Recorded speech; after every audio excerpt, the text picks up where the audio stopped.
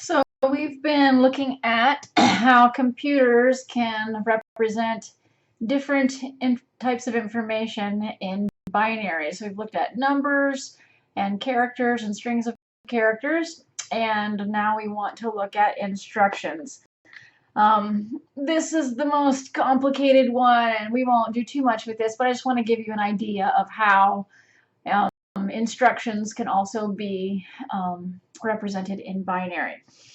So we are going to look at a specific example assembly language called MIPS that's used a lot in education because it's fairly easy to comprehend and understand. Obviously, you don't know assembly language, so this is just going to be a broad discussion of how we could take an instruction and represent it in binary in a bunch of ones and zeros. So in the MIPS assembly language, all of the instructions are 32 bits. So we've got 32-bit instructions.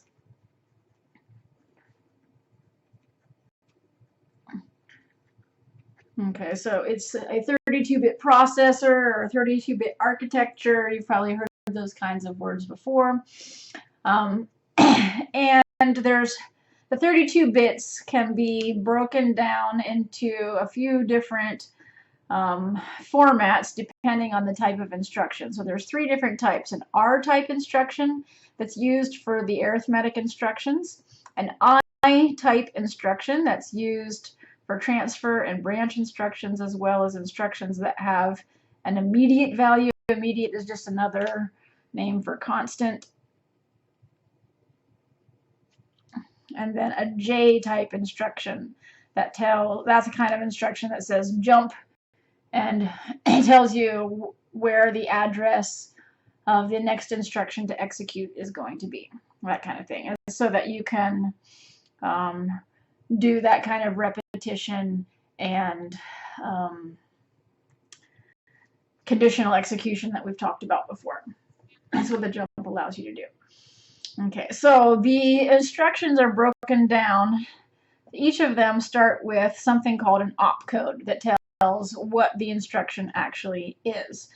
Okay, so that's a 6-bit that the instruction starts with. And then depending on the type, you break up the rest of the bits differently. Okay, so these things that start with R, you see an RS, RT, RD, and another RS, RT here. The R stands for register, and register is just a place on the processor where you can store a value. Okay, that could be an address, that could be a constant, that could be, you know, a number, whatever. So some kind of data can be stored in that. It's just the processor's memory. Okay, and so for the R-type instruction, you have 2 sources. So this would be used for, like, if you're doing, you know, adding 2 values together, or subtracting or multiplying 2 values. There's 2 sources that need to be added together, or subtracted, or multiplied, or divided. And then this RD is the destination, and that's where you put the answer. Okay, and then don't worry about this. This is a shift amount here. We're not really going to worry about that. So we would just fill in zeros for that in any instructions that we're looking at. And then this 6 bits at the end specifies what kind of arithmetic instruction. There's a lot of arithmetic instructions, so all of the R-type instructions have the same opcode. And then if you actually want to know if it's an add or a subtract or a multiply, whatever, you actually have to look at the function. Okay, the I-type starts out like the R-type. It's got a source register and a target register. So the source holds a value, and then the operation is going to be with that source and then a constant value. So let me show you the difference. So this would be if I wanted to do something like, okay, this is for register. Let's say we're doing an add instruction. So this would be for, like, the destination register would be the source register plus the contents of the target of the second source register. So this is the destination, and these are both sources. And then this one would be something like doing the target register is the source register plus some constant, like 5 or something. Okay, so this is the immediate value or a constant.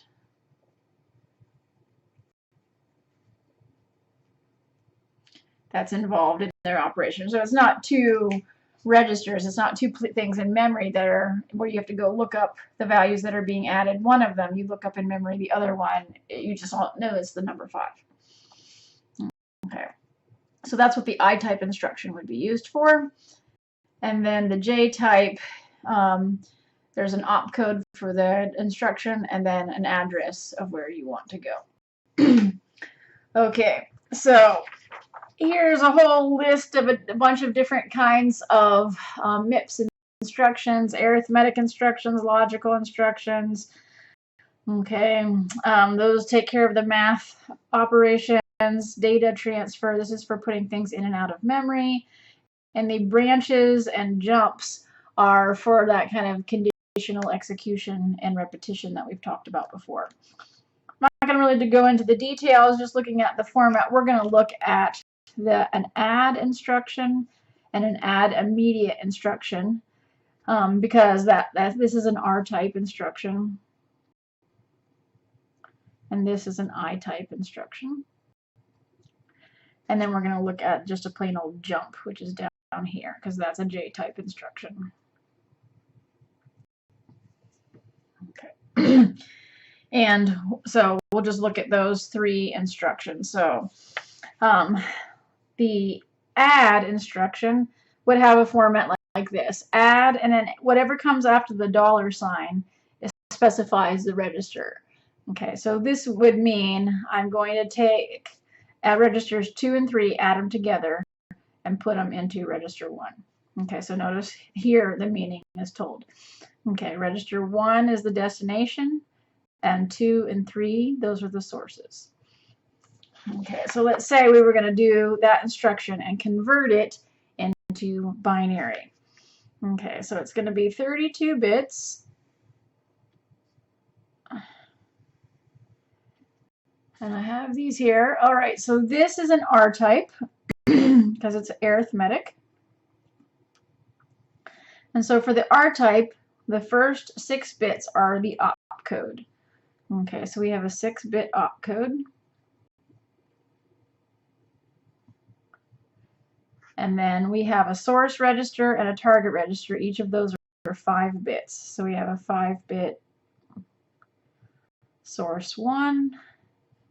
And then we have a 5-bit source 2. And then we have a destination. That's also 5 bits. So a 5-bit destination. Okay, and then we have a 5-bit shift amount.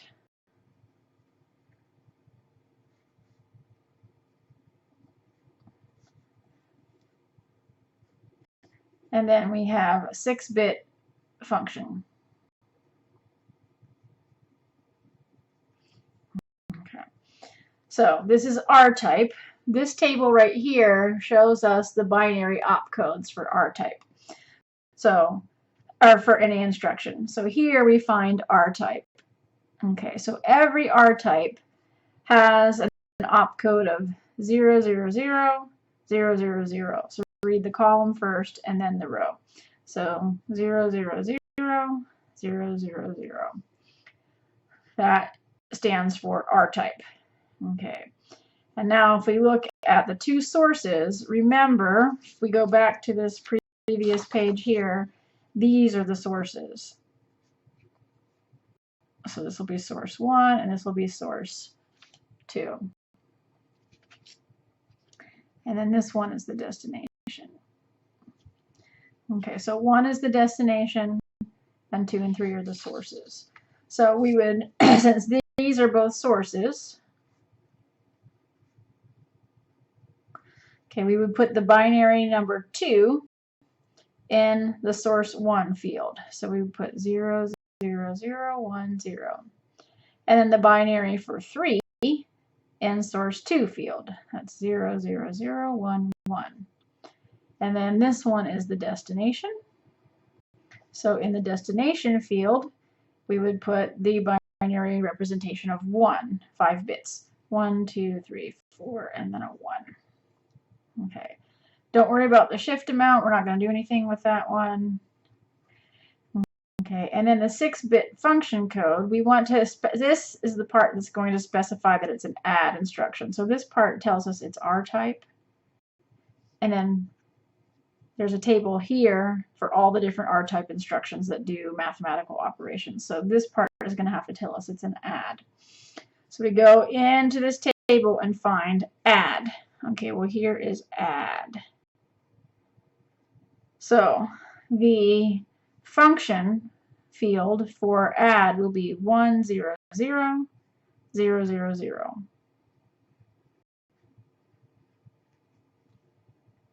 Okay, and so the 32-bit sequence tells the processor to add the contents of registers 2 and 3 and store the sum in register 1. Okay, so that's how an instruction can get be represented as binary, and that's the only thing that the processor understands. Just that sequence of zeros and ones tells it to add 2 things and store the result in a different register. Okay, let's go ahead and do an I-type instruction and a J-type instruction as well. So the add I, this is an I-type. So if you ever see an I at the end of it, that'll be the clue that it's an immediate type. So this is an I-type. So the I-type has this format. It's got a 6-bit opcode.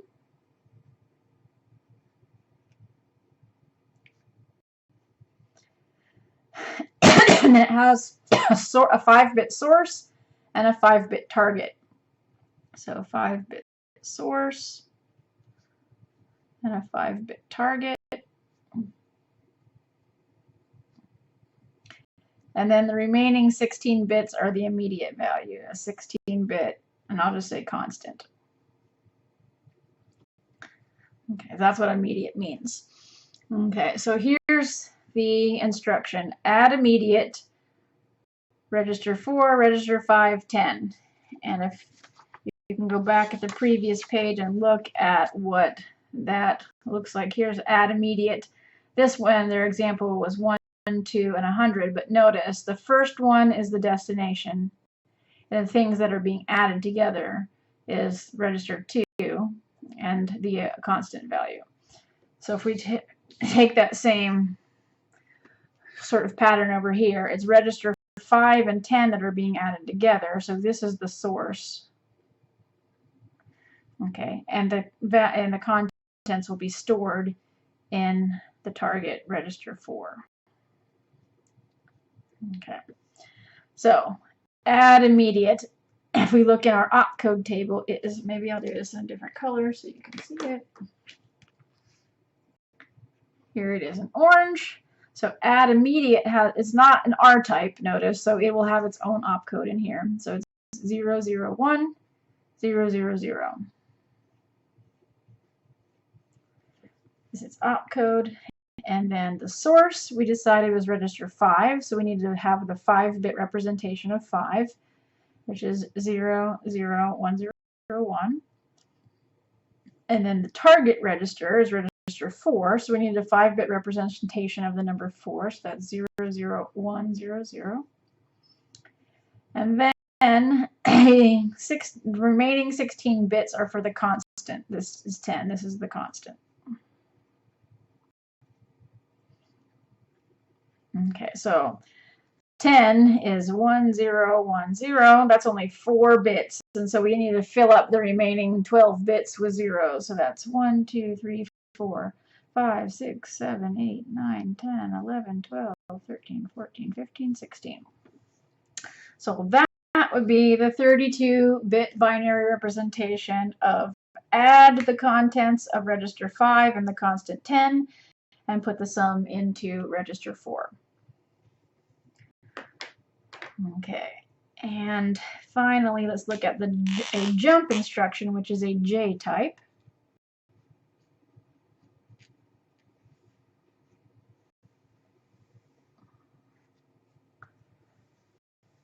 So the J type just has a 6-bit opcode.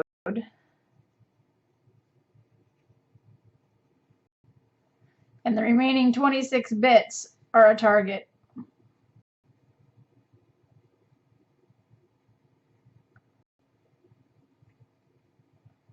Okay.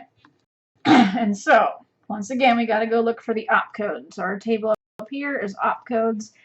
And the jump instruction is right here. Just a plain old J. So the opcode is 000 010.